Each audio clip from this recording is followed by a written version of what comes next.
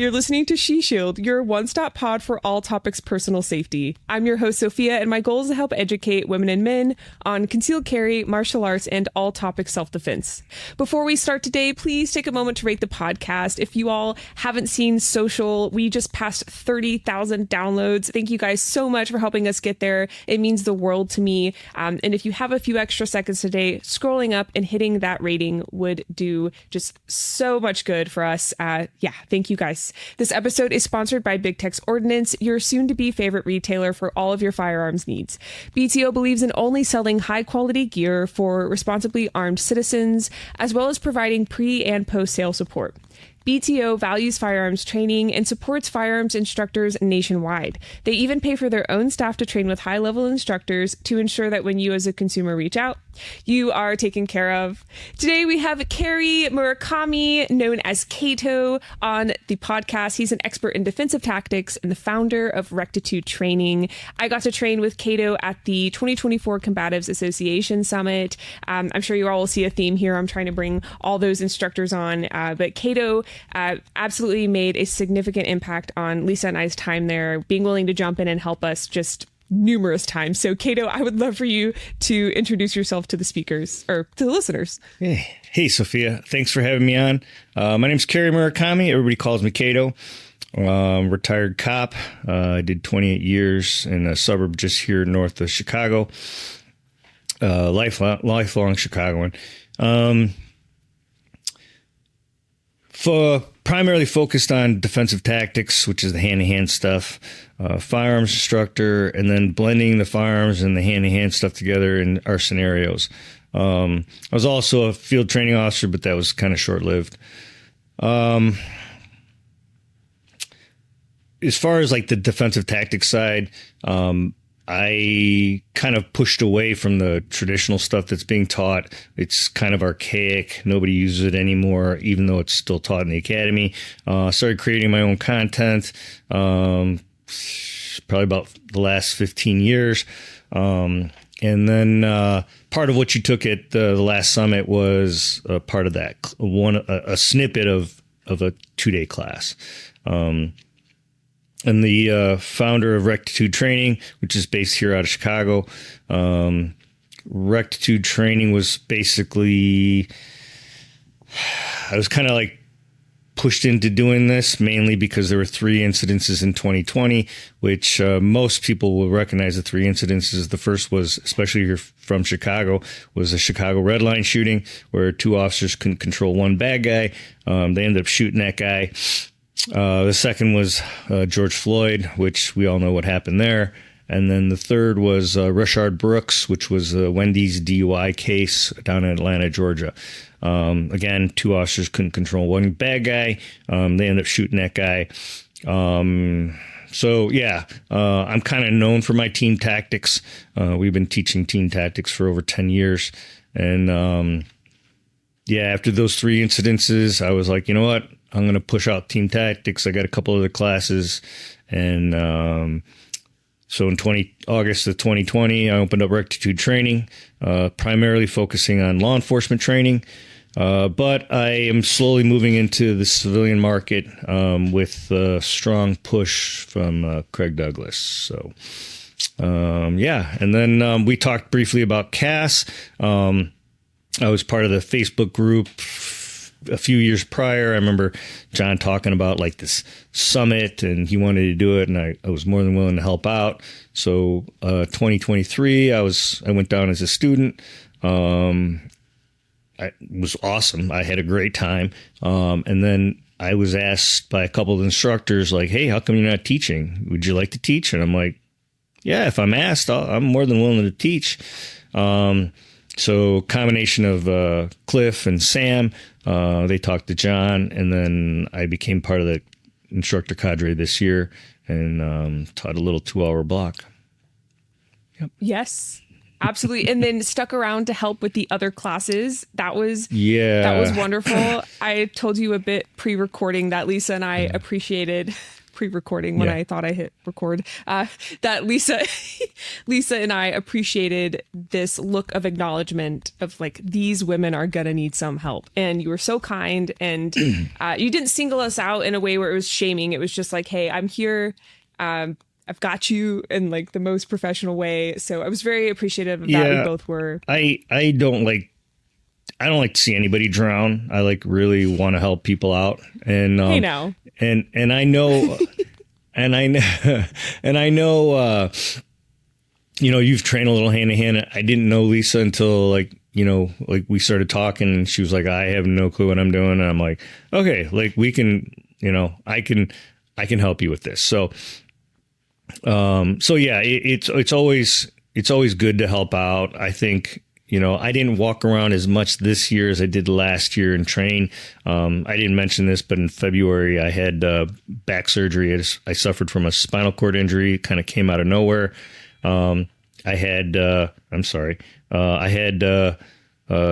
spinal fusion. So yeah, I'm still kind of screwed up from that. And then actually right after CAS, I went down to Tijuana, Mexico to get stem cell therapy. So it'll be a few months before I see some results from that. And I'm keeping my fingers crossed that that'll work, because being numb from basically my torso down is not comfortable. So I would have like the takedowns I mentioned, I think during my block, like the takedowns aren't going to look exactly the same how I normally hit them, mainly because my legs don't work as well. And also like walking around, I can only stand on my feet for so long. But I definitely was more than willing to help out on occasion, and would sit back and kind of watch from the peanut gallery. But I'm more than willing to help, and people have questions.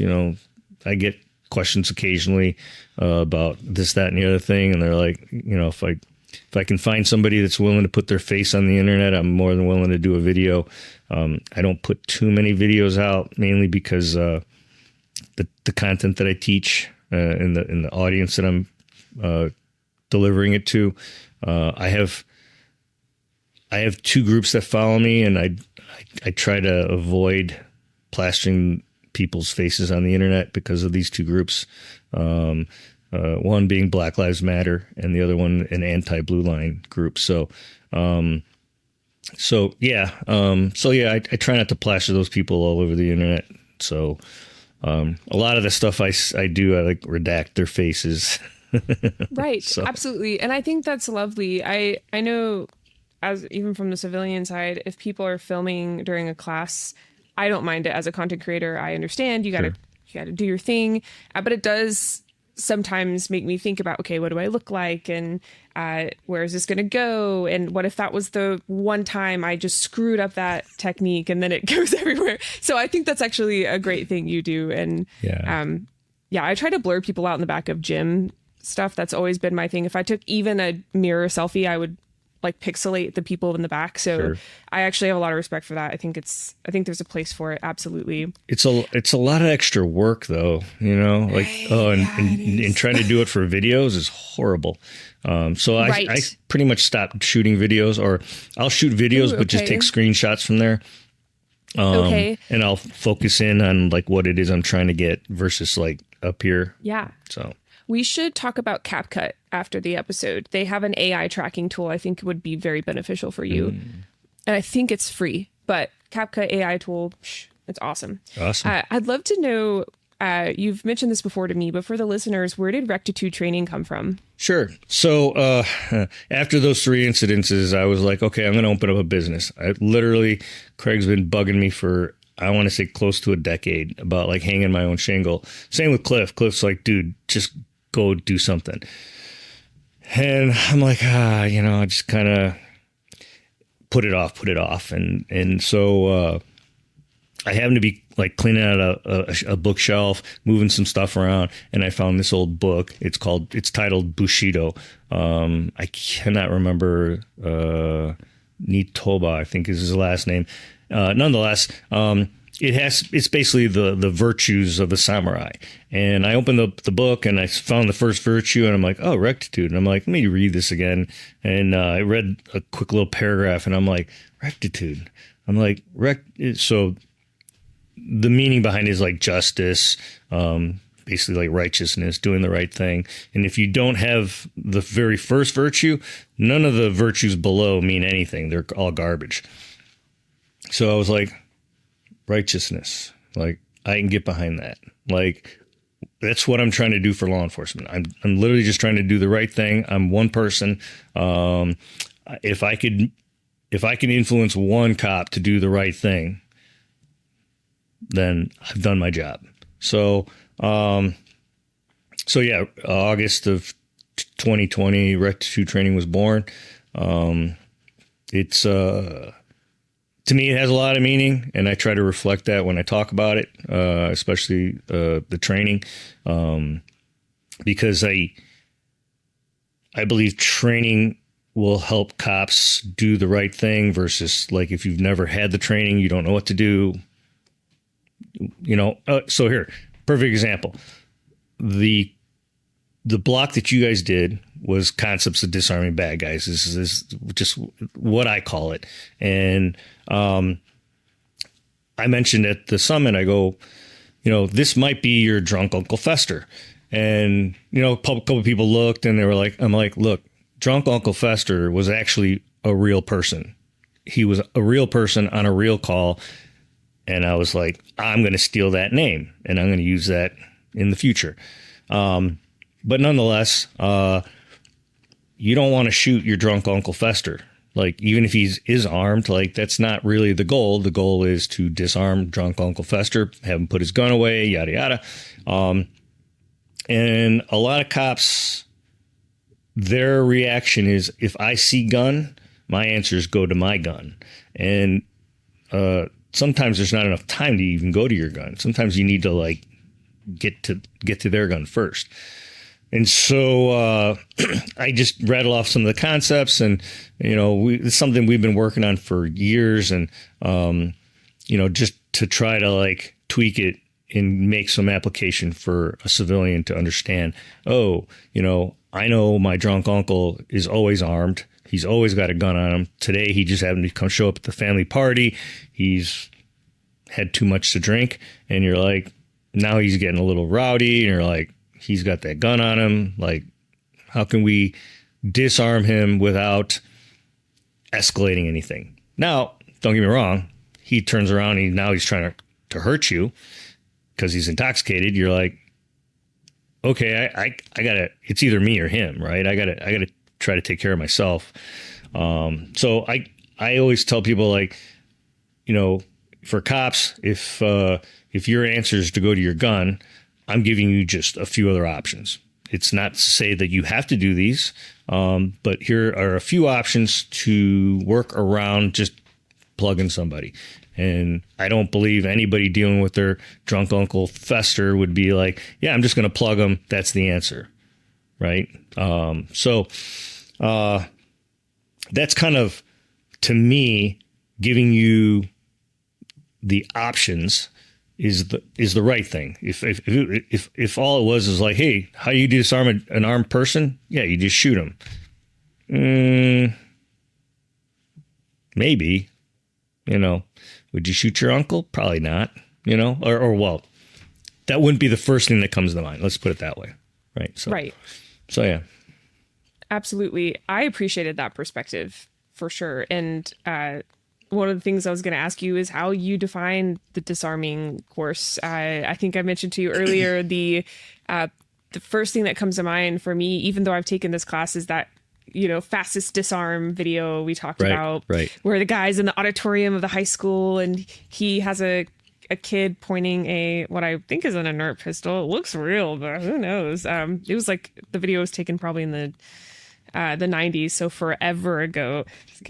And so this guy has the gun to the back of this gym teacher's head, is what it looks like. And he turns around and he does like crossover, and I'd love to know more from your perspective what it truly is. Yeah. So, like the 5 concepts that I just kind of throw out are like, look, we want to be on the back side of the weapon, right? Because nobody wants to be on the business end of the gun, right?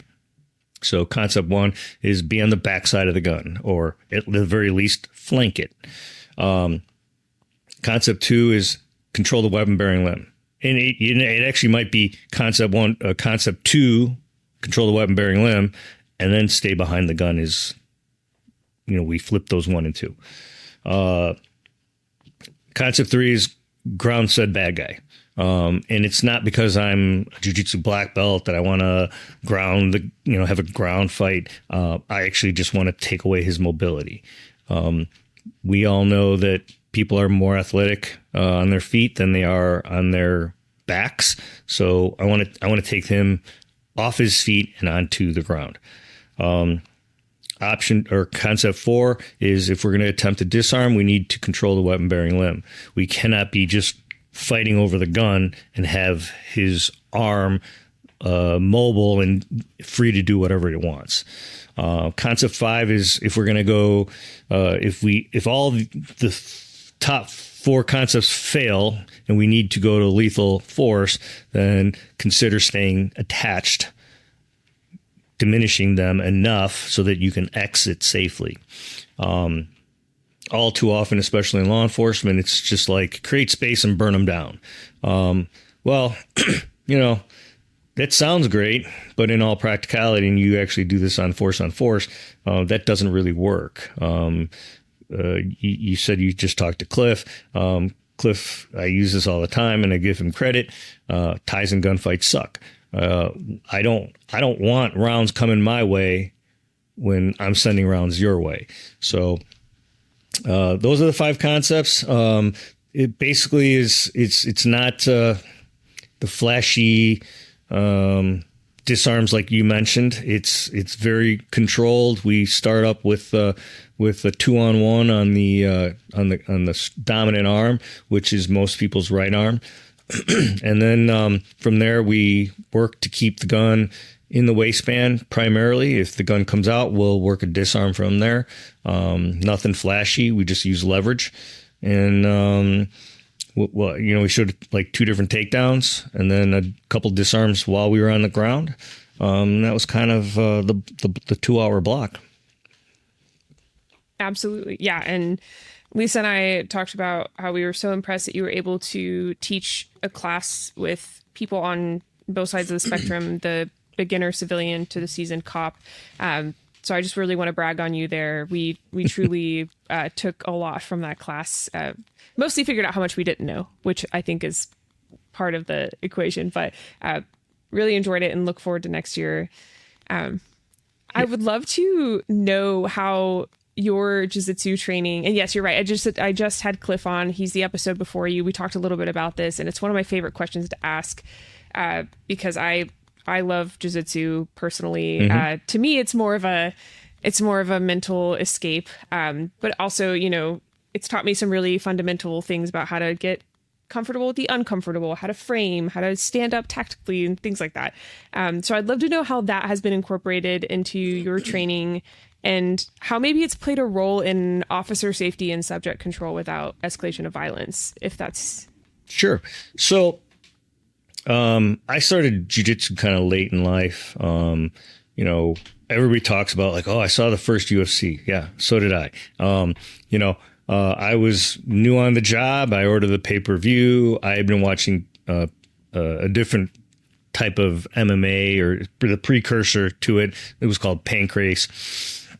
Those were on pay-per-view and they were being, broadcast out of Japan. I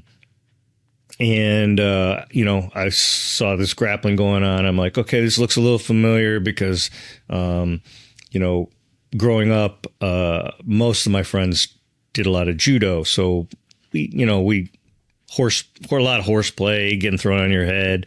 And so grappling was it was interesting. I started jiu-jitsu in 2000. a little bit later than some guys, but sometimes maybe a little bit before some other guys. And did that for 2 years consecutively. And then the gym closed, which kind of sucked. And after that, we just kind of like tooled around at my buddy's garage, like maybe we'd train twice a month. And then we were doing some stuff at my old police department. We'd break out the mats and we'd kind of roll around there. And then I started back up going to a gym, driving an hour and a half one way with both kids, driving, training for an hour, driving back with both kids, giving them dinner. It was too much for the little bit that I was getting out of it. And so then I started doing some Muay Thai, and all the time, the whole time I was still a cop. So I would try to incorporate some of this stuff, but a lot of this stuff was so ground based that, when we ended up on the ground, we just had this big polyester pylon, right? It was just, and so the jiu-jitsu part didn't really come out. Then while I was doing Muay Thai, I trained with another guy who was doing some wrestling. So we were doing some wrestling, but it was like sport wrestling, folk style wrestling. So a lot of leg attacks, which work great on the mats, but not really well on the streets, especially if you're hitting your knee on the ground. And that kind of led me into doing some stuff with a couple other people, and they're like, oh, okay, I kind of like this wrestling stuff. And again, like I said, I started a little older, but I was still fairly athletic for my age. Then in 2008, a gym opened up not far from my house, and I was like, okay, I can't not go here. And I've been with New Breed Training Center ever since. And that's kind of really where the sportive side of jiu-jitsu really took off. And being the smaller guy, I was always kind of forced into playing guard, not really doing so much on the top. Went through the ranks, blue, purple, brown. When I finally got to brown belt, I really started focusing on, top control. And I would tell people like, hey, we'd slap hands, fist bump, and I'd be like, hey, I'm sorry. And they were like, sorry for what? And I'm like, you'll see. And so I would pull guard, and then I would sweep them or reverse the position, end up on top. And then I would just crush the shit out of people. And they would be on the bottom going, I now know what you're talking about. And I'm like, yeah, sorry. This is the only way to get better is to do it. Right. And through the evolution of like through jiu-jitsu, the journey, the path, the ups and downs, yada, yada. Like how I applied that to the street stuff was really when I met Cliff, and I don't remember when I met him, like 2012, give or take. Really meeting Cliff, and then, training with him, just discussing the differences between like collar ties and underhooks. And I'm like, I was a big collar tie guy. He's like, no. He's like, you got to really like start thinking more like Greco wrestling versus like folk style, freestyle wrestling. And that's kind of what made the big switch. And then I trained with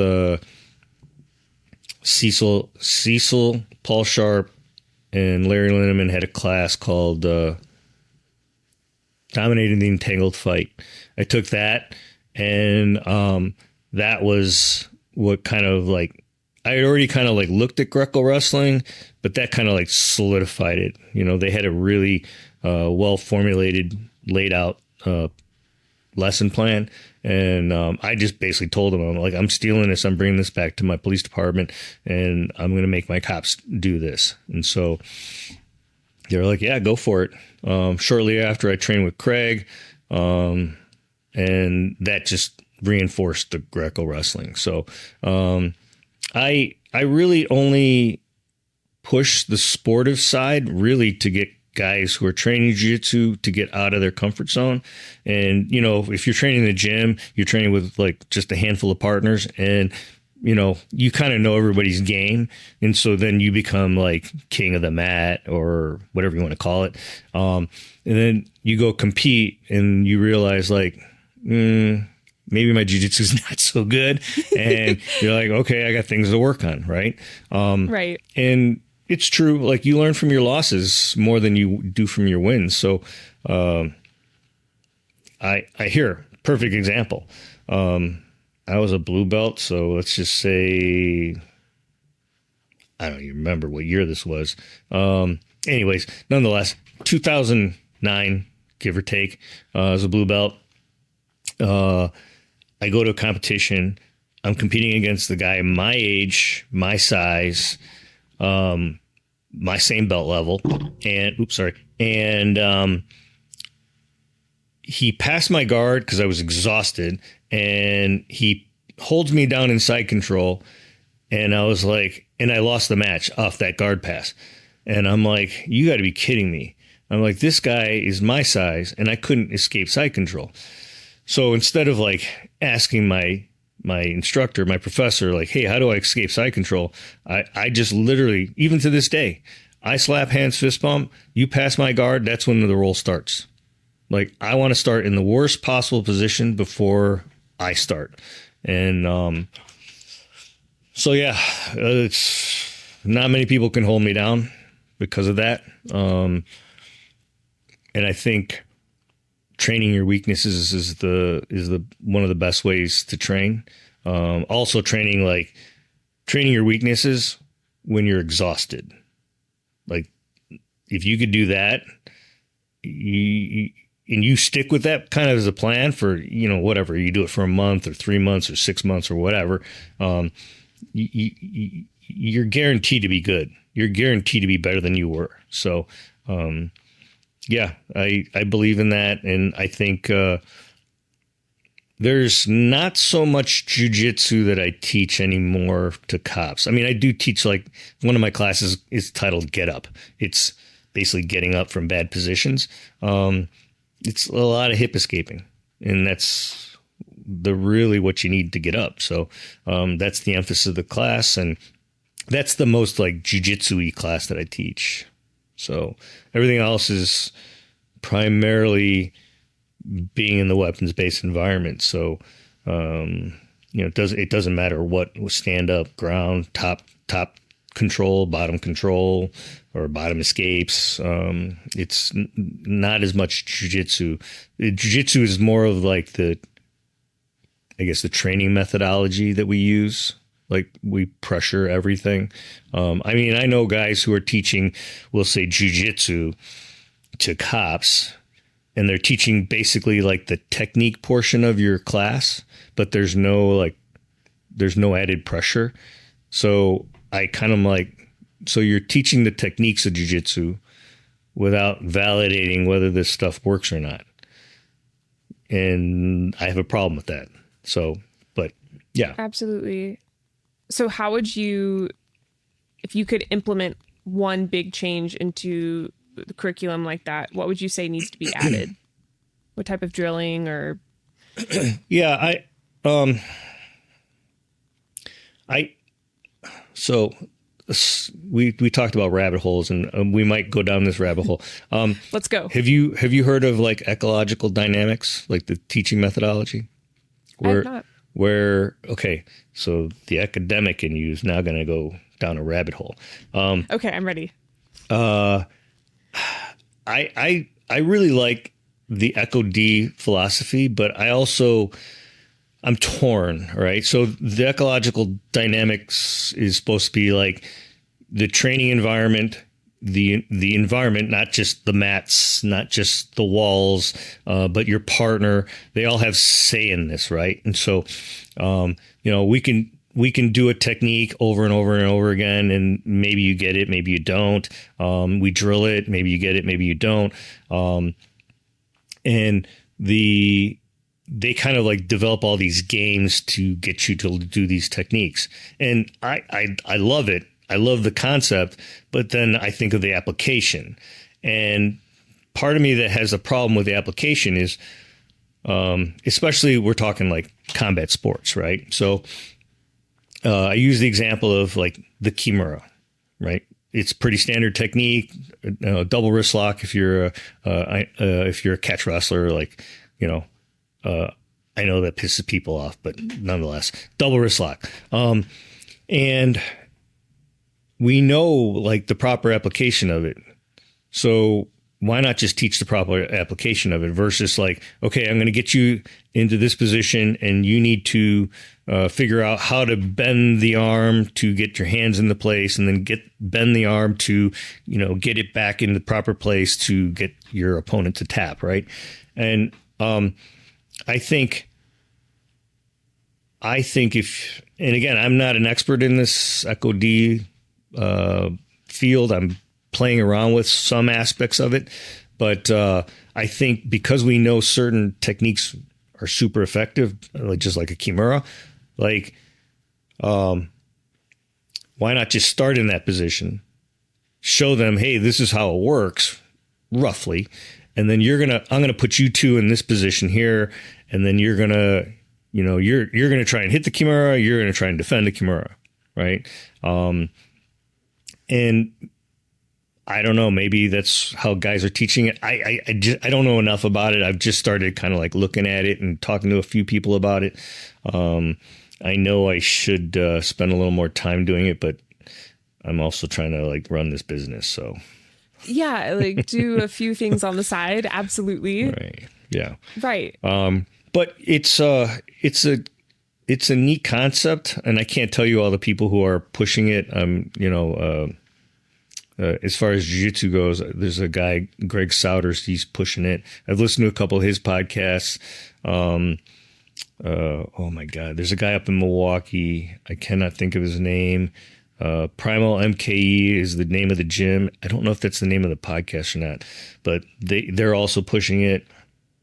And there's some small factions are pushing it into law enforcement. I've never taken a class with them, so I don't know how they're teaching it, but it's something I want to take a little deeper dive into and spend some time with. But again, I'm a little torn. I'm like, I get the technical side and the drilling side, and I get the game side. So I don't know. So right. I feel like that might be homework for you. Ooh, yeah. Okay. I'm down. Yeah. I feel like I need a little challenge anyway. So I could just, date a man, but I'll do this instead. That sounds good. Sorry, that was a really bad joke. Okay. I got it. Okay, good. Okay, sorry. Moving on. Okay, Sofia, you're a host of a podcast. Here we go. So, that's B-roll. I actually had. It absolutely is. Yes. Yes. Okay. And this is a question I actually had written down before, because you have experiencing consulting for departments. What other challenges have you seen in existing defensive tactics programs, and how would you advise agencies to enhance their training to reduce officer injuries? Excuse me. I feel like that's a big topic nowadays. So, yeah. We've been doing team tactics for just now over 10 years. And I will say one of the things I do regret is not starting like running stats on our arrests and what we've been using, yada, yada. And it's something we should have implemented. I was a patrolman that was way above my pay grade, so that just never happened. But I will say, since we implemented team tactics, one of the things that we for sure did was we reduced injuries to cops and to suspects. And how I know that is at the end of 2020, the insurance company, it's a risk management agency that kind of covers like 70 different agencies here in the Chicagoland area. They came to my chief and my deputy chief, and they had asked, like, hey, what are you guys doing in training that's different from everybody else? They threw me a bone. They said, hey, you got to talk to Kato. Kato's about to retire. He's got his own company. You need to talk to him because he basically is running that. And the biggest difference is we run team tactics. We have for, like I said, 10 years. You know, you might get this analogy. Your average police department in America, when they go to make an arrest, their officers look like 5-year-olds playing soccer, not, you know, MLS. They don't ever work together. In fact, one officer's probably helping the bad guy more than he's helping his partner. And God forbid, there's now 3, 4, 5, 6 officers. Again, it just turns into this pile of strapon. And, you know, I spoke to the insurance company, the risk management company, and we had this pretty long, lengthy Zoom conversation. They said, hey, we want to put you in front of our chief board. And, you know, if that goes well, which it did, they said, we'll make you a preferred provider. So anybody looking for training in the Chicagoland area who's affiliated with this insurance company, they refer them to us. And we basically push team tactics as kind of the foundation for every, you know, police department's defensive tactics program, because one, it works. And cops can sniff out bullshit. Cops can tell you, oh, that looks like that's legit. And they're also more than willing to, like, quote unquote, test it out while they're in the mat room, even though they're really not fit enough to do that. And so once they realize, like, oh yeah, it does, one, it makes sense, and two, it works. Usually the department is pretty much sold by that, and they usually bring me in. And, you know, like I said, I consult and teach for several different agencies across the Chicagoland area. And, you know, we usually always start with team tactics, and then they kind of build off of that. So, the next I tell agencies, like, look, you want your guys to be able to stay on their feet. I don't want to start off on a ground fight. I want them to learn how to stay on their feet, take people down when necessary. And then, so wrestling for law enforcement is the next class that I push. And then, with that, they usually push into the ground class, which is get up. It's getting up from bad positions. God forbid you fell. You decided to move straight backwards in a straight line. And you end up on your rear end and on the bad end of a fight. And so we work get up, and then the last class is that fight 2-4 with the gun. It's half weapon retention, half concepts of disarming bad guys. And yeah, I've been asked to do a bunch of other classes, but I don't feel. Remember how I said doing what's right for law enforcement? I don't feel that these classes are necessarily going to be right for law enforcement. So, you know, it'd be great for my pocketbook, but that's not what I'm here for. It's really to do the right thing.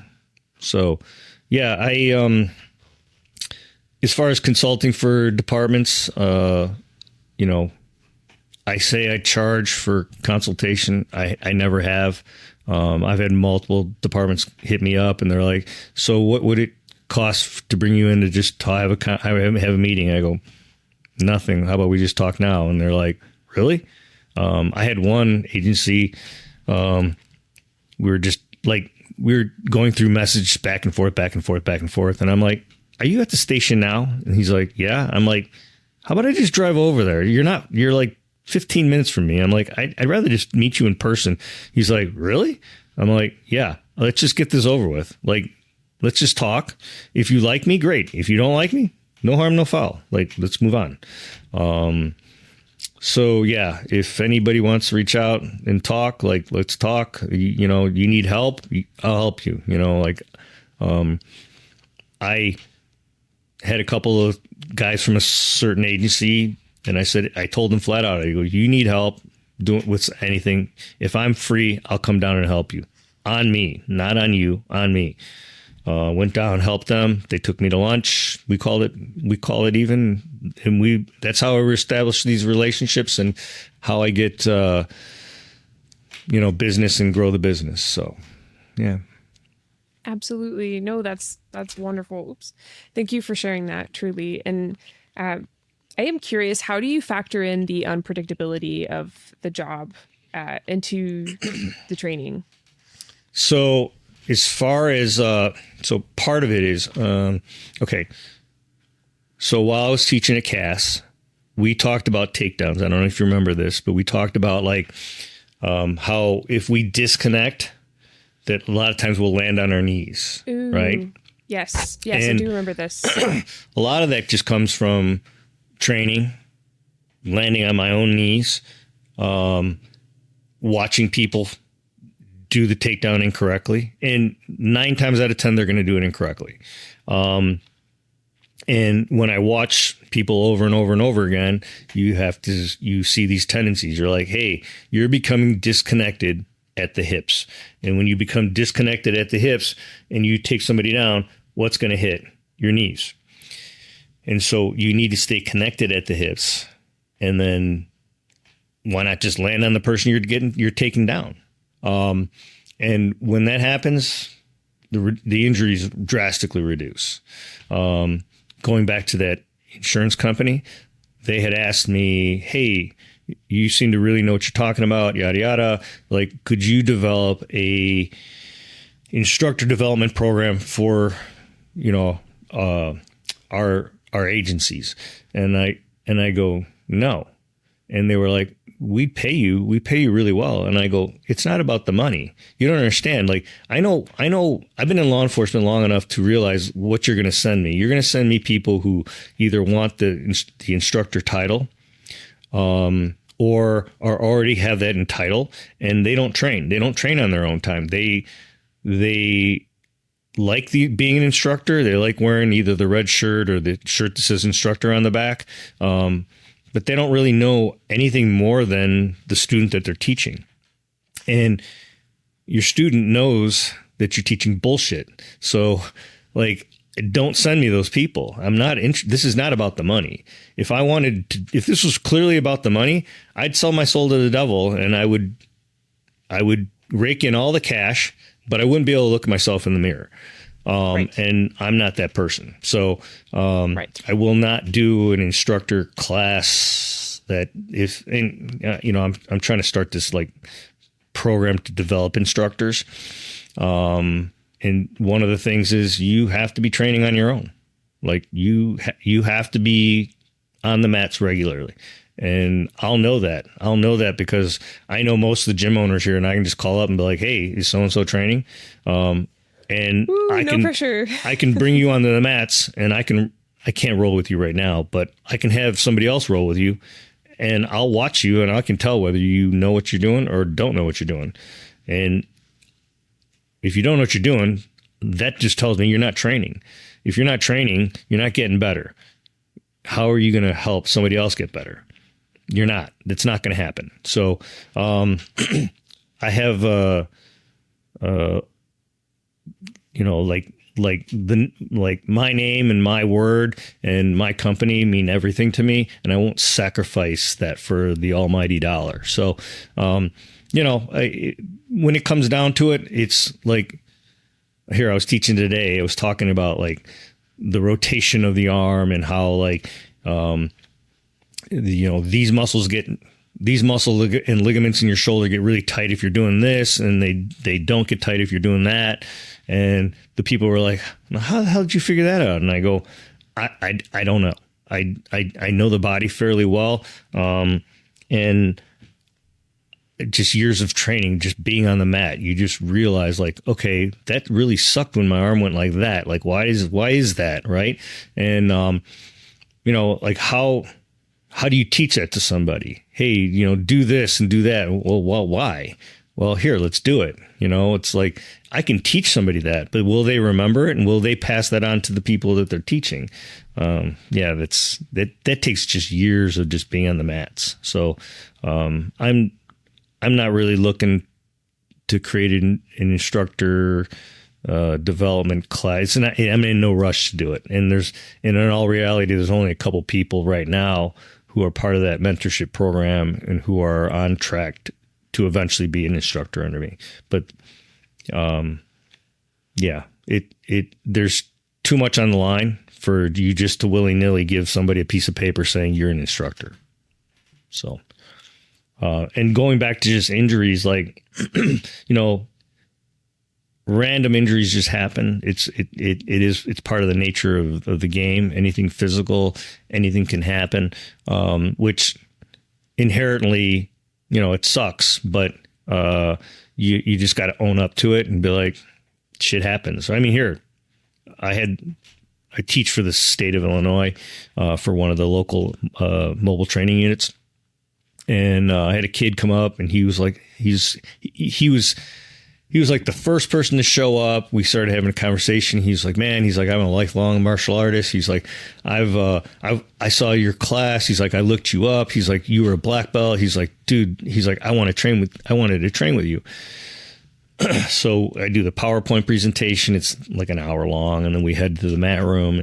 We're literally 5 minutes into the mat room, and we're pummeling. That's all we're doing is pummeling.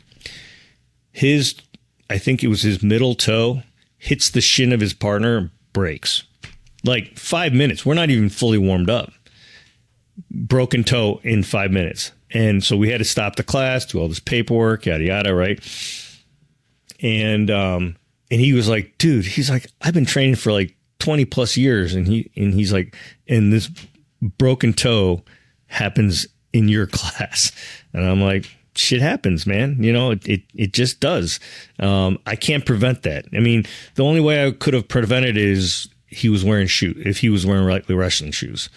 And at the place we were at, they didn't want shoes on the mats. So nobody was wearing shoes, so it is what it is, you can't prevent all of them.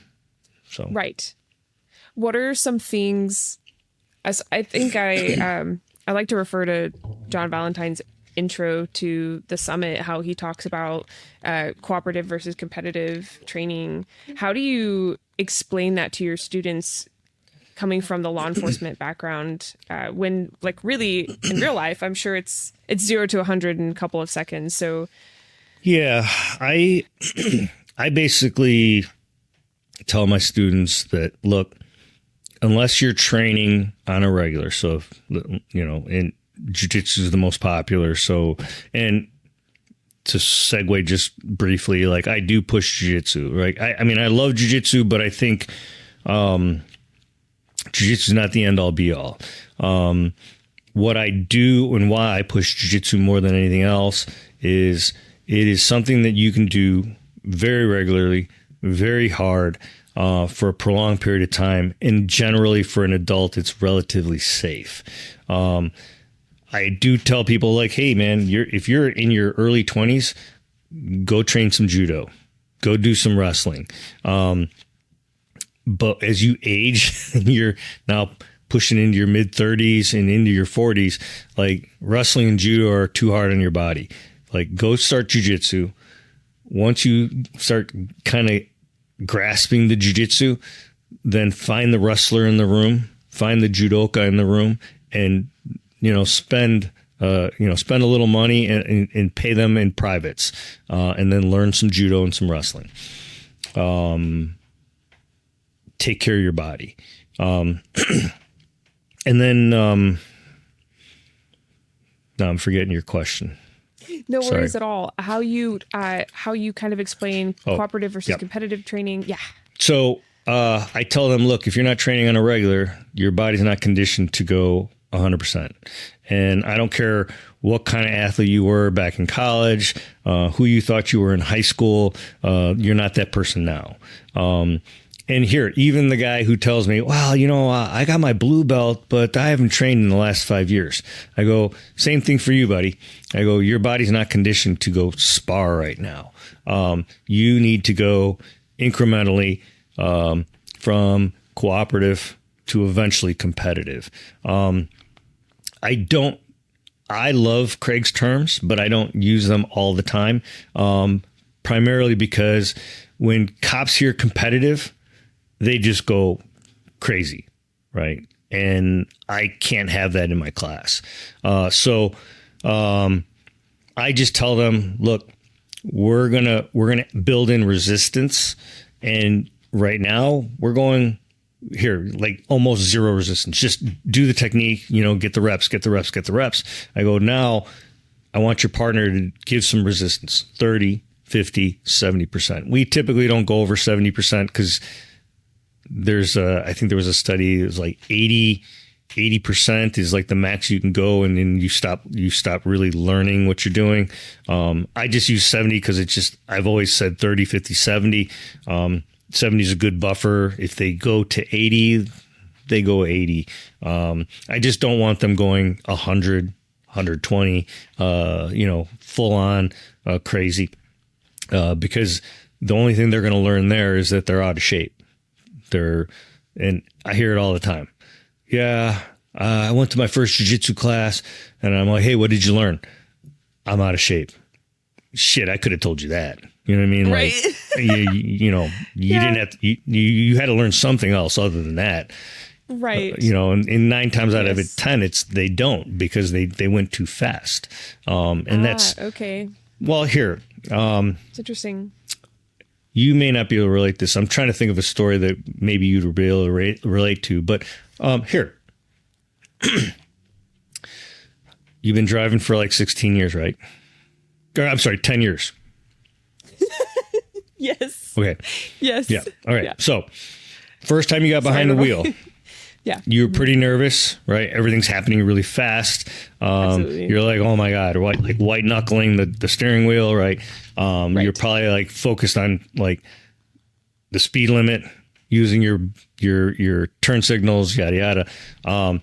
But now 10 years later, you're sipping coffee, I'm not saying texting, but like, maybe fast forwarding something on your podcast or whatever you're listening to, like maybe hitting the next on the Spotify to the next song. You're doing other things, right? That's the same thing in jiu-jitsu.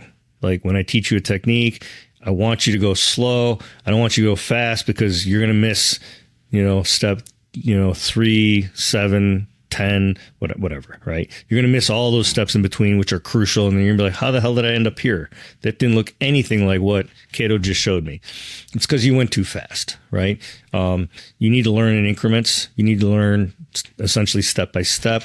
And it's not until you actually learn to do it that you can like skip steps. Have you seen the things where they jumble the letters inside the words, like the first letter and the last letter are the part of the word, but then the middle words or middle letters are switched, and you can still manage to read the sentence? Oh, yeah, I forget what that phenomenon is called. But I don't know what it's called either, but it's the same thing, right? You know the word. Your brain is just like trying to process the word, and once you do it, you get it faster and faster. It's the same thing in any physical sport or whatever you're trying to learn. So, yeah. I just try to keep people like slow. And then I say, hey, look, you guys want to speed things up. You're naturally going to speed things up. Just kind of like the adrenaline's going to kick in. You're like, let's just got to do it fast. And I just try to layer in the resistance slowly, so that they're now realizing like, oh, this is not as easy as like what I just showed with no resistance, right? So even when I do demos, like I'll pull somebody up and I'm like, hey, I want you to give me 50% resistance. And I'm like, as soon as they grab me, I'm like, that's more than 50% resistance. I'm just telling you, right? Like I know, I may not know you and I may not know what your 100% is, but if I say, okay, I want you to, here, and I've done this too. I'll tell them, grab me 100%, like as tight as you can. All right, now back off 50%. And then they're like, oh, okay. And I go, start from here. And then they at least they now know and have an understanding of like, okay, this is, yes, I went to 100%. I'm going to back it off. and then I can start from there. And then I can either, if I say, hey, these next 5 reps, I want you to go 30%, then they know they need to back down even further. Or if I say, you can go to 70%, of course, their eyes light up and they go, now they ramp up. Perfect. Right. And I think you have to give the students, whatever it is, cooperative, competitive, you have to give them that, the buffer to go figure out what it is they need to do. Are you in search of top-notch gear that exceeds your expectations? Look no further than GPS, brought to you by Go Outdoors Incorporated. GPS has been dedicated to crafting the finest products for hunting and shooting since 2002. As someone who frequents the gun range, my GPS bag is a staple to safely and effectively haul my gear. My personal favorite is the GPS Tall Range Backpack, which makes walking USPSA stages simple and organized. Their specialized bags are designed to keep all of my valuable equipment secure and organized. With GPS, you can experience the ultimate peace of mind. There are 3 exciting product lines: GPS Tactical, GPS Wild About Hunting, and GPS Wild About Shooting provide the perfect solution for your specific needs. So whether you're on a hunting expedition or hitting the range, GPS is your reliable companion. To find a bag that fits your needs, use code SHESHIELD20, that's SHESHIELD 20 to save and to support the pod. Again, that's SHESHIELD20 at checkout. Absolutely. Sorry, I'm in that warehouse and sometimes I'm like, man, there's no way that wasn't a person, but we're good. We're totally good. I'm just going to grab my gun. Hold on one second. Ayo. Okay, just grab this. Cool. I'm just going to have this next to me. Excuse me. Cool. Set this down right here. Okay, cool. We're fine. We're totally fine. You need to leave right on the desk. I'm totally cool with it. I might just do that. I mean, we get taken down on social probably, but push it behind the cup. You're fine. Right? Yeah, totally. There's a staircase right. I could hear someone coming up. At least I'm betting on that. Anyway, okay. It is October. It's spooky season. So you that's use the cup as an improvised weapon, and then you grab the gun. Got it. Okay. Thank you so much. Wouldn't that be crazy? I've actually had something happen on the episode before. I was about to interview Chris Cook of Odyssey Training, and this guy in the hallway, we'd had problems with him as a tenant. He would take phone calls on the loudest speaker and talk at just think about how you talk to someone when you're excited about something like that loud. Dude was just talking about gigs he was booking. That's it. And so I stepped out and I was like, hey, sir, do you think you could potentially take your conversation elsewhere? And of course, we've talked to management about him before. And he literally put his hand up and was like, nobody cares about what you're doing. And I'm not going to lie. I've escalated things. I was like, you need to get the fuck back in your apartment. I was so sick of it. I was trying to record an episode, and later I was B-roll. that was not, Lisa, yeah, right. We got more B-roll. That was not good of me to do that. I definitely should have let someone else handle it, but I was so PO'd because I was like, we could barely get the episode filmed in time. And anyway, and so I sat back down and I was like, anyway, and I was shaking. So if something happened on camera, I mean, it would just be, you're right. It would just be material for social. Yes. So yeah. Moving on. I really appreciate that perspective. And I think it gives some insight to how us, the students, can feel for how much resistance our partners are giving.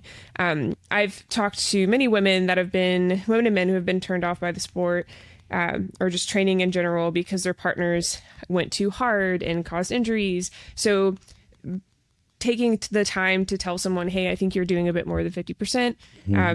And I've never heard of that technique to say, hey, give me 100, back it down 50. So yeah, that's great to know. It's just another training tool to kind of get people, to understand the level that you're talking about. Because I could say, hey, 50%, and your 50% is going to be different than Lisa's 50%. It's going to be different than my 50%. It's going to be different than Sam's or Craig's or anybody's 50%. So, as long as we're not going 100%, I kind of don't care. So, but I kind of notice when I use Craig's terminology, like as soon as I throw out like competitive, it's kind of like, okay, we're going to go full on. And I'm like, I don't want you guys going full on. We're not there yet. You know, when I'm ready to go competitive, then I'll push that.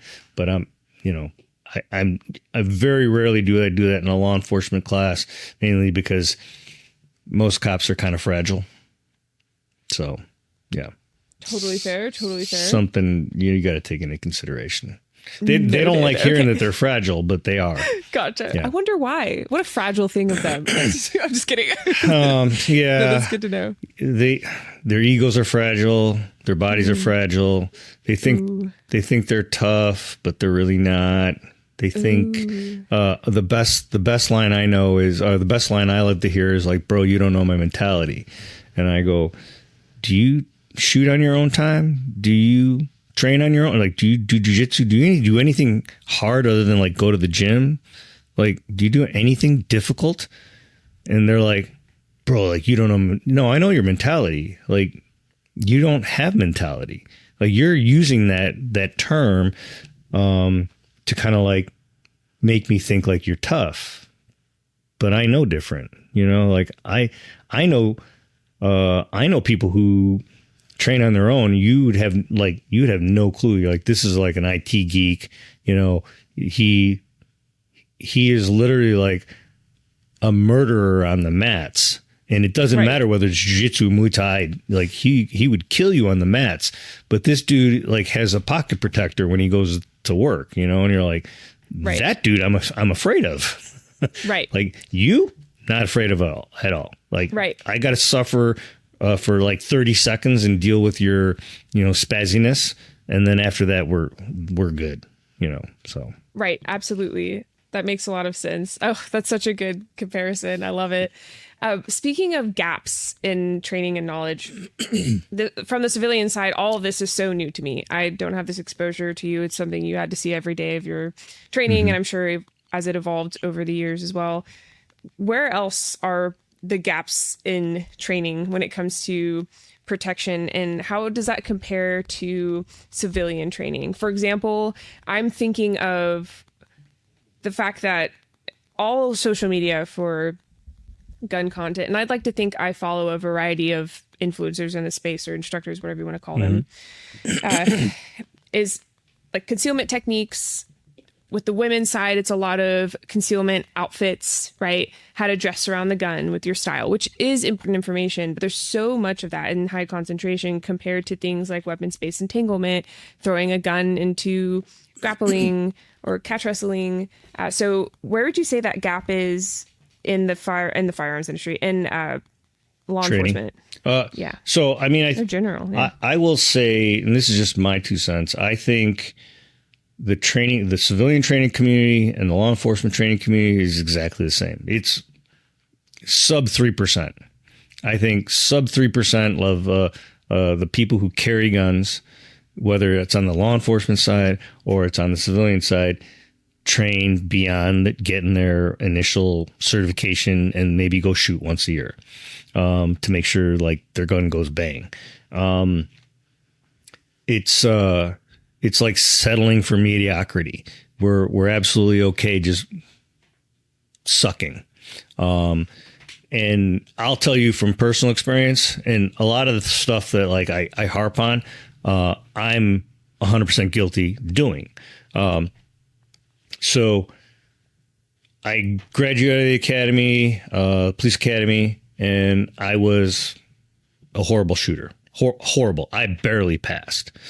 I went to the department again, barely passed the qual. And it's not a hard qual. Like now after training and becoming better,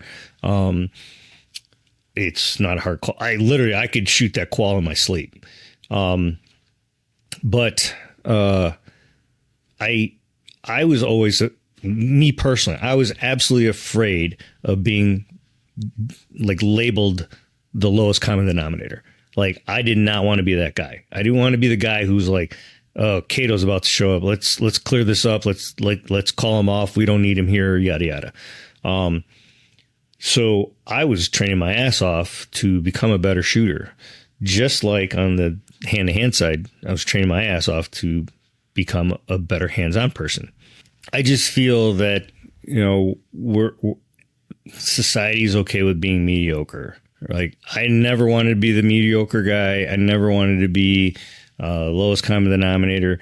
I didn't have to be like the best shooter, and I didn't have to be the best guy, but like, here, what I tell people, and especially new kids, like, so I tell this quick story, and the story, again, it was this cop was like, you know, I don't trust this person, yada yada, and I'm like, what do you mean you don't trust this person? I don't know if they're gonna be like, they're gonna show up and like be in the fight if the fight happens. And I go, like, you got no experience. Like, I've never seen you train. You know, you're the lowest common denominator here. You know what I mean? Like, this person's been on the job. They've proven themselves multiple times. So if anything, you're the lowest common denominator, and you need to prove to the rest of us. It's not we need to prove to you. And he was like, oh shit. And I go, yeah, dude, like, check yourself. Like, you know, you're a nobody here. You're brand new. Like, you got like a year on the job. Like, you think it's not to say you're not important, but like, I've seen other people do the job, and I've seen them jump into fights and all kinds of chaos. I've seen them on the range. I was their firearms instructor. I've seen how pretty much the entire department shoots. I can tell you who's good and who's not good. You're the person I don't know. You need to prove to me, like, you know, it's almost like the entitlement, like, oh, well, you know, like, you know, I'm here. Yeah, you're here, but you haven't done anything. Like, do something and then ask, like, about, you know, the status of things, you know? Yeah, I will say that the kids now coming on, like, they're having a little more exposure to the firearms and how mediocre things are, and how, like, competition shooting aids in that, right? I was talking to another cop about, like, doing competition shooting, and I want to get into it, and I really want to do it. I've been trying to push my old department to do it. I had set up, like, barrels and made these walls out of snow fence, and we would run like mini, you know, courses of fire down in the range, and everybody loved doing it. But then when you try to organize something, they're like, oh, I don't want to do that, and I don't want to come in on my day off or my own time. And I'm like, the department's going to give you the ammo. You know what I mean? Like, other than you driving in, you can shoot. Like, I don't understand what the problem is, right? Like, right. We can create a nice little board of, like, who's got the best times, yada, yada, you know, and, you know, no interest. And it's, you know, I think on the other side of it is, I think part of it, they understand that there's going to be some pressure involved, and they don't want to see their name down here. Right. You know? Yes. And, you know, like, I don't claim to be a great competition shooter. You know, like, I don't know how I'm going to do it my first time. I think my only hesitation right now is I can't really feel my legs. And the last thing I want to do is be like running around with a gun and I trip and fall. You know, my legs are, that'll do it. I can walk, no problem. But when I run, I feel like I'm a special ed kid. You know, to use Cliff's term, touchdown. Do you remember that term? Right. Nope. You don't remember that term? I don't think I do. Nope. You're going to have to send Cliff a text and say, okay. Kato asked me for you to define touchdown. Got it. Okay. I'll do that. Episode follow-up. Yeah. Yes. But yeah, I just don't trust myself right now. So I'm not doing I don't a blame you. crap ton of movement. I'm doing some dry fire, and I got that Ace VR system. Oh, nice. I like that. That's a lot of fun. Good. I have heard all good things about it. I feel like, do you only really have to have a Meta Quest? Yeah. So you have to have the headset, and then you have to go to Ace VR. You have to purchase a handset, basically a grip mod, and then the Meta Quest hand thing fits inside and cool. Okay, I think I'm gonna do it. I mean, eventually, you might need to modify a holster if you're gonna train with the holster, but even that shouldn't be too big of a deal, because I mean, awesome. You're doing enough dry fire from a holster, right? You're just saving ammo, really, using the Meta Quest. So it's awesome. Yeah, it's a lot of fun. Yeah, cool. Okay. Yeah, it's fine. It's time. When you hear about something so many times, you're like, okay, fine, I have to try it. Well, this is one of those things. The Meta Quest, I think when I bought it, it was like just over $300. So it's like a case of ammo, right? Yeah. And then you got the Ace VR. I don't remember how much the headset cost, but you're like, it's saving you ammo down in the long run. It's stuff you're going to shoot anyway. So why not essentially, once you pay for it, you're shooting for free. So, that makes sense. Yeah. I think I got my Quest off of Facebook Marketplace for like $200-$300. So yeah. So now you just got to go to Ace VR, Google it. I don't know the exact website, but okay. Yeah. I can't give you a coupon code or anything like that. I'm a nobody. That's okay. No, that's totally fine. The suggestion is great. Seriously. Yeah. But if Ace VR wants to give me a coupon code, I'm, just Kato 20 or something like that. I'm cool with it. I like that. Yeah. Kato 50. No, just kidding. That's awesome. Absolutely. I would love to know, for someone listening, whether or not they're civilian, law enforcement, military, and they want to get into the weapons-based entanglement world more. Maybe they've done a little bit of grappling, or they're only on, say, the competition shooting side. What would you say some good first steps would be? My 2 cents is go train with somebody from the Combatives Association. Go find somebody. I mean, the clear cut number one on the list would be Craig Douglas. Go train with ShivWorks. You can train with anybody else who's affiliated with ShivWorks. Cecil, Paul, Larry's not teaching, I don't believe, anything anymore. Unfortunately, William passed, so he's not in the picture. And the only person from the ShivWorks Collective I've not trained with was Chris Fry. I'd like to fix that, but he seems pretty busy out in Nevada. The next would be like Cliff, Ben Aubin from Red Beard Combatives. You got John Valentine. You got, I think guys teaching some stuff also.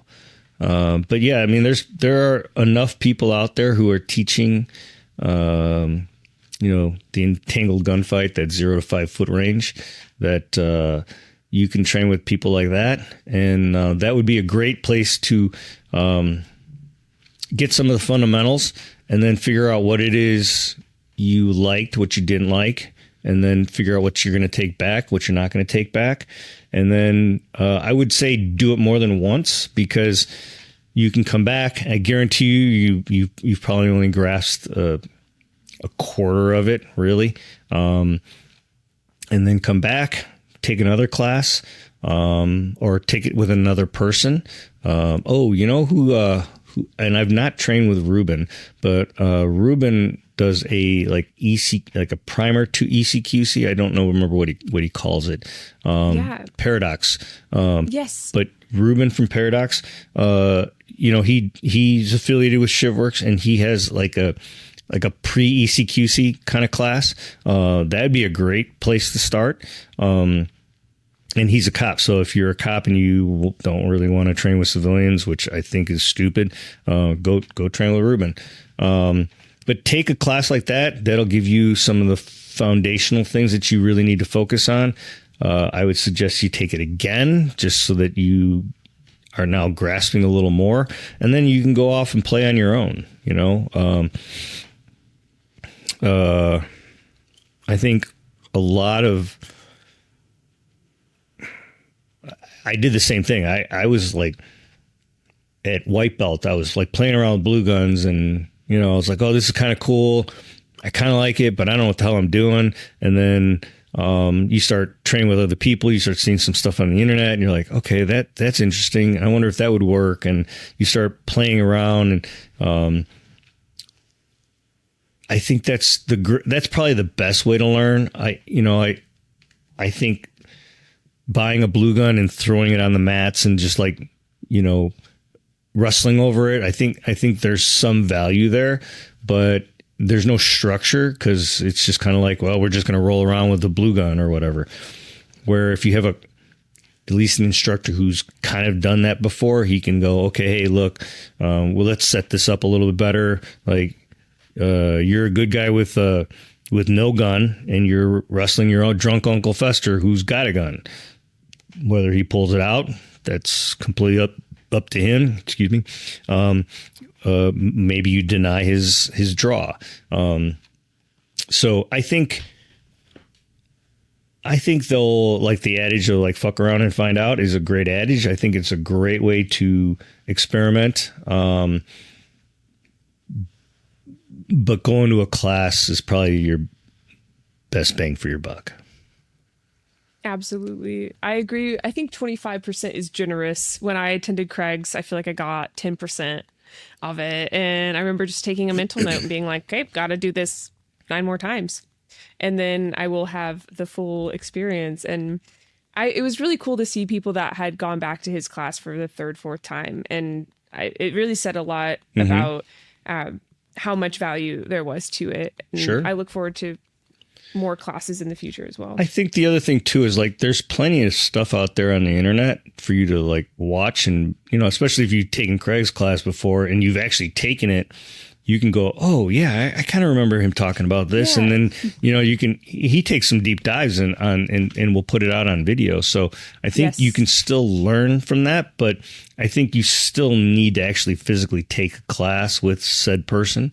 And here, perfect example, not to name drop, but I had been playing with this, like, so here at the Combatives Summit, I taught like this wrist lace, and I had been playing with the wrist weave, and I kind of abandoned it and kind of came back to it, come back to it. And then I trained with Raul Martinez. He owns Rogue Methods, and we started playing. He started doing it, and I was like, oh, I'm going to play with this. I'm going to go back to this and play with it some more. And that's where the whole wrist lace kind of came from, and taking a really deep dive with my guys, and just experimenting more and more. And before you know it, like, you get a product out of it. So, you know, all props to Raul, you know, because he made me really look at that position again. So. It's wonderful. Yeah. Well, thank you for sharing that. Seriously, my goal is to bring awareness to the gaps in this industry, utilizing this platform and the reach that I have to do that through. So thank you so much for sharing that. I think that, you know, like, the combatives is like the meld of like the hand-to-hand guys who just like to fight, and then the shooting, like, the shooters just like to shoot, and they think that, you know, like, both sides just think like the answer is like, oh, it's just a gun problem, so I'm just going to use a gun. Right. And then, I mean, it even goes to the knife guys. Like, knife guys are like, I carry a knife. The knife's the answer. And you got the hand-to-hand guys that are over here, and they're like, the hand-to-hand stuff's the answer. And I'm like, no, you got to be able to blend all three together, or everything together, even the verbal stuff that, like, Craig was teaching.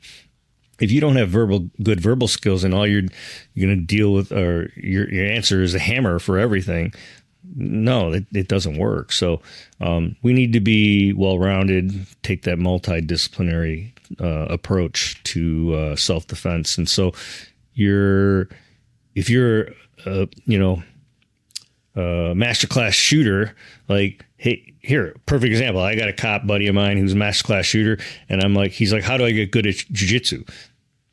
Same way you got good at shooting. Like, unfortunately, you're going to have to pull back a little bit on the shooting side and then ramp up the jiu-jitsu side to get better at the hand-to-hand stuff, right? And then, I'm like, that's how you get better at anything. Like, you became a master class in however many years.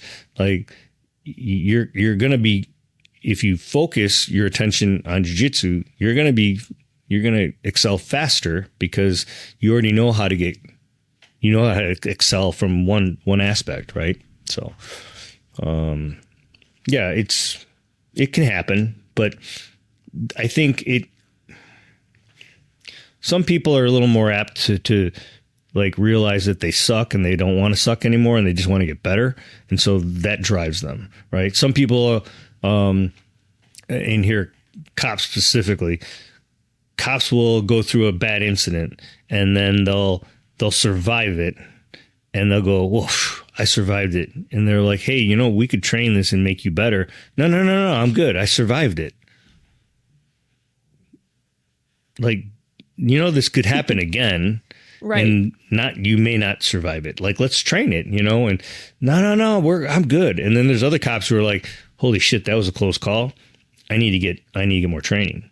And, that unfortunately is the bad way to learn. Like Craig talks about, like, I call it OJT, on the job training. Like, on the job training sucks. Like, you don't want to learn on the street. You want to learn in training, make all the mistakes in training where you really aren't going to get killed versus like make a mistake out there and could be the last thing you do.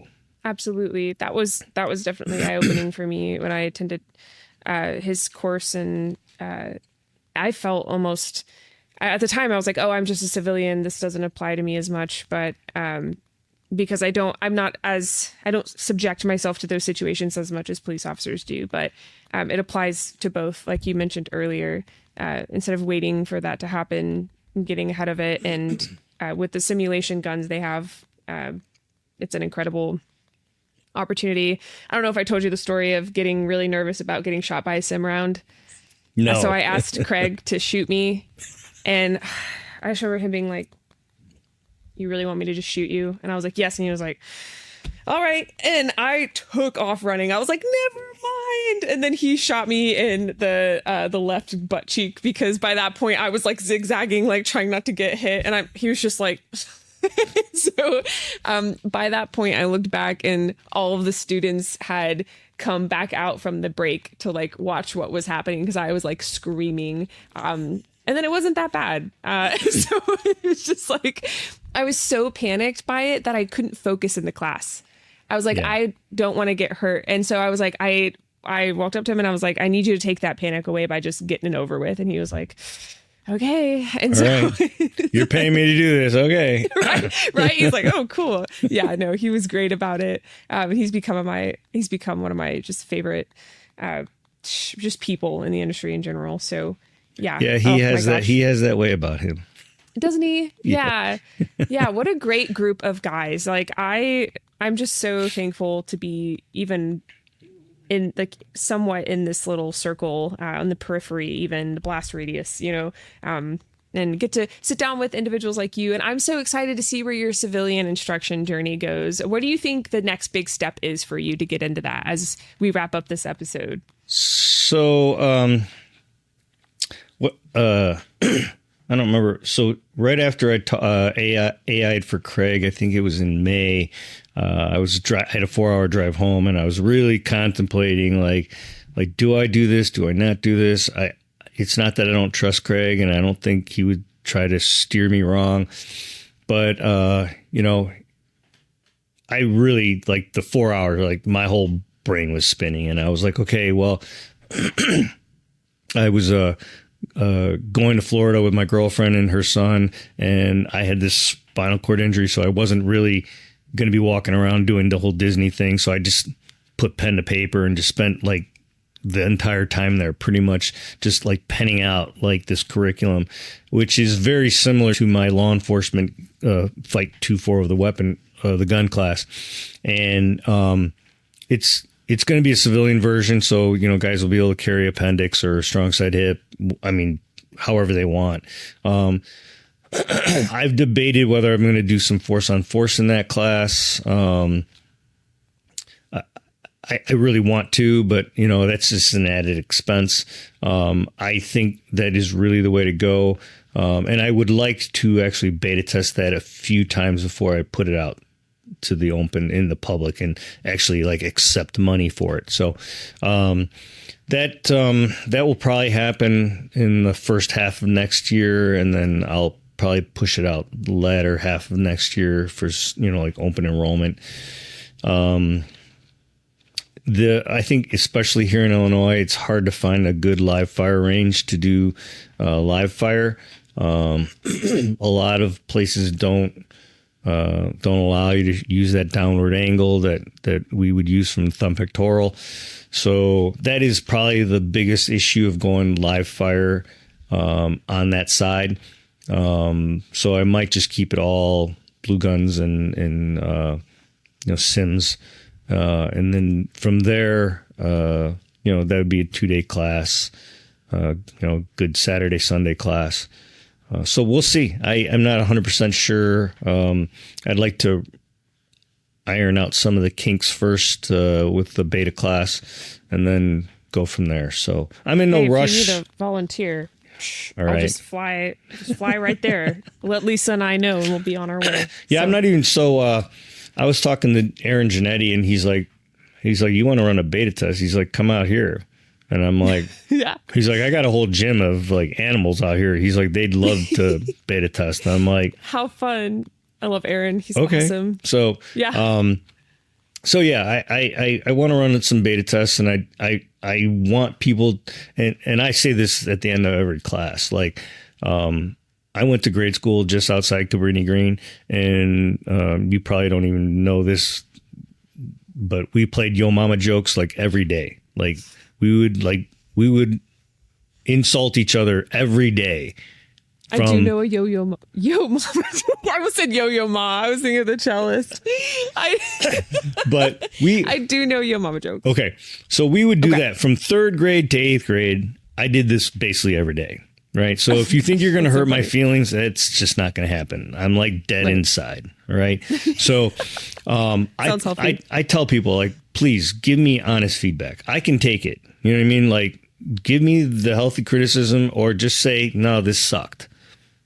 And then tell me why it sucked. You know what I mean? Like, don't just tell me it sucked, because it doesn't help me at all. Right. So I'm totally good with honest feedback, and I'm just trying to make this class better than the last time I taught it. So, I'm not here for, and, pretty much all the instructors that taught at CAS will tell you, like, I'm not here for the fanboys, I'm not here for the likes and the follows. I'm here to just spread some information, hopefully not get you killed.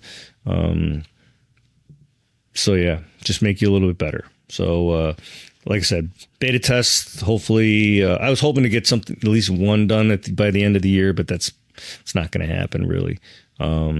So sometime early next year, hopefully run a couple of those, and then, we'll see.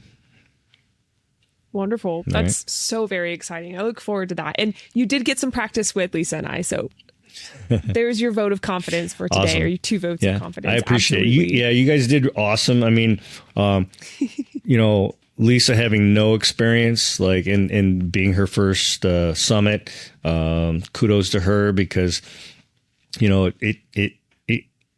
it's intimidating to go into that room with essentially like 60 dudes that you don't know about. And some of those, I mean, I was approached by several people like, hey, do you know who that guy is over there? And I'm like, no clue. He's like, that dude's a Green Beret.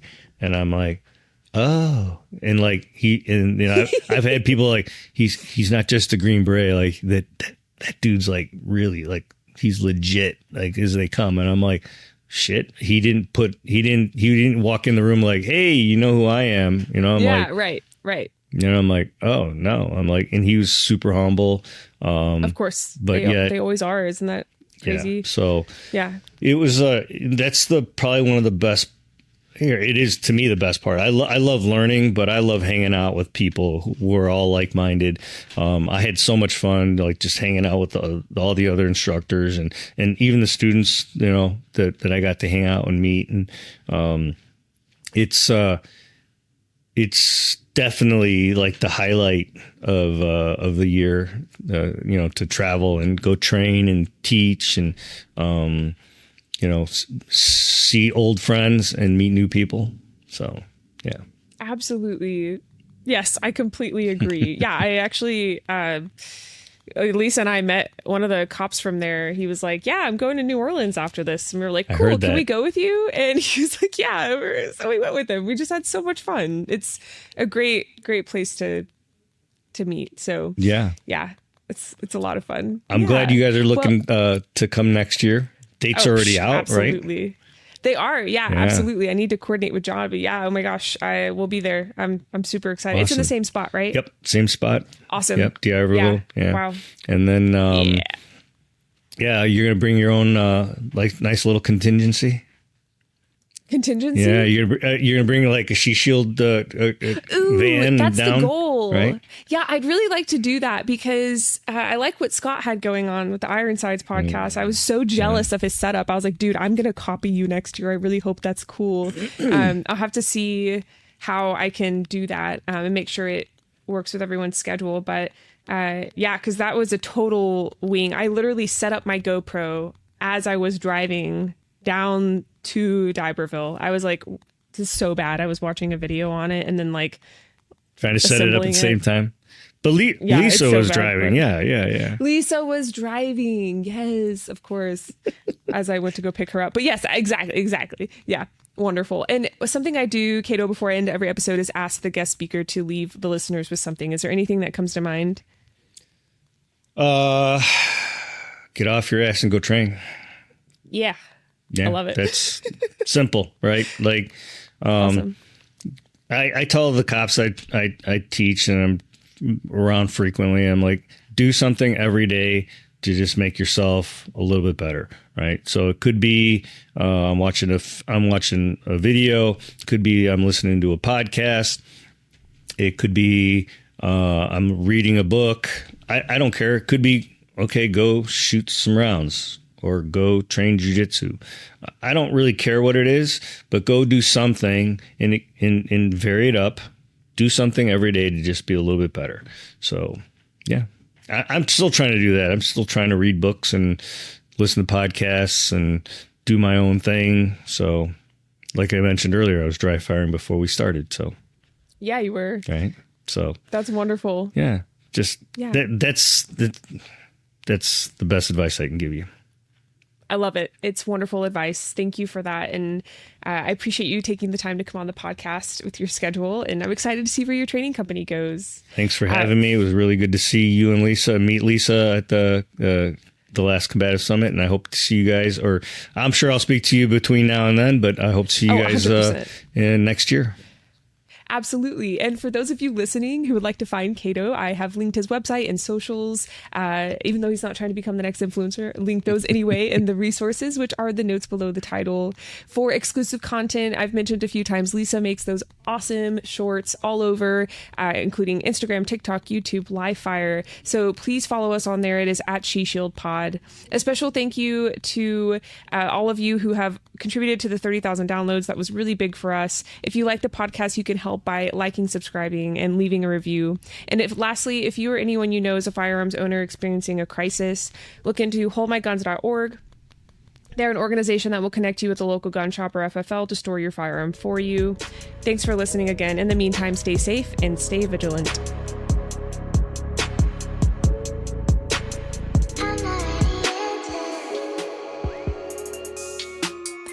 Are you ready to step up your shooting game? Introducing Walkers Inc., the pioneers in ear protection for shooting, hunting, and commercial applications. For over 25 years, they've been revolutionizing the industry, ensuring your hearing safety and enhancing your shooting experience. Anytime I'm on the range, indoor or outdoor, I use Walkers ear protection to have crystal clear communication with my fellow shooters. I personally use the disruptors for outdoor shooting and the recons for my indoor shooting adventures. Not only does it protect your hearing, but it also protects you.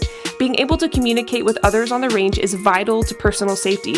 You shouldn't have to sacrifice your safety when the ultimate goal is better self-protection. With walkers, you'll experience unparalleled comfort, unmatched innovation, and the industry standard in shooting ear protection. Don't settle for anything less when it comes to your safety and enjoyment on the range. You can save on Walker's ear protection and support the podcast by using code SHESHIELD20, that's SHESHIELD 20 at checkout. Again, that's SHESHIELD20 at checkout.